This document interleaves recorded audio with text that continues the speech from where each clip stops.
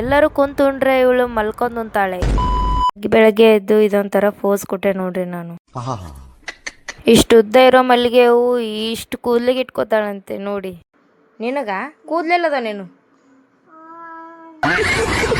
ಆಮೇಲೆ ಊಟ ಮಾಡಿದ್ವಿ ನಾವು. ನಮ್ಮ ಮನೇಲಿ ನಮ್ಮ ಅಕ್ಕ ಒಂಥರ ಡಿಫ್ರೆಂಟ್ ನೋಡ್ರಿ. ಎಲ್ಲರೂ ಕುಂತುಂಡ್ರೆ ಇವಳು ಮಲ್ಕೊಂಡ್ ಉಂತಾಳೆ. ಇದ್ರ ಹೆಸರು ಬಂದು ರೂಬಿ ಅಂತ. ನಮ್ಮ ಮಾಮಾಗ ಮದುವೆ ಆಗೋ ವಯಸ್ಸಾದ್ರೂ ಇನ್ನೂ ಸಣ್ಣ ಹುಡ್ರ ತರ ಆಟನೇ ಆಡ್ತಾ ಇದ್ದಾನೆ. ಕಡೆ ನೋಡಿದ್ರೆ ನಮ್ ತಂಗಿ ಫುಲ್ ಜೋಶ್ನ ಡ್ಯಾನ್ಸ್ ಮಾಡಕತ್ತಾಳ.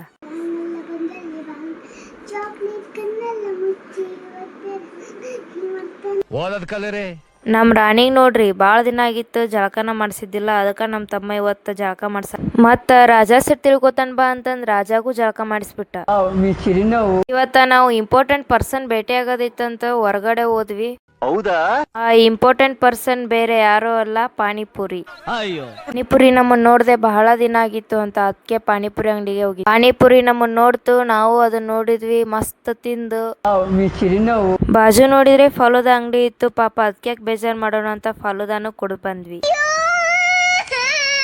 ಮನಿಗೆ ಬಂದು ಜೀರಾ ಸೋಡಾ ಕುಡಿದ್ವಿ. ಇದಾಗಿತ್ತು ಇವತ್ತಿನ ವಿಡಿಯೋ. ಇಷ್ಟ ಆದ್ರೆ ಲೈಕ್ ಮಾಡಿ, ಸಪೋರ್ಟ್ ಮಾಡಿ, ಶೇರ್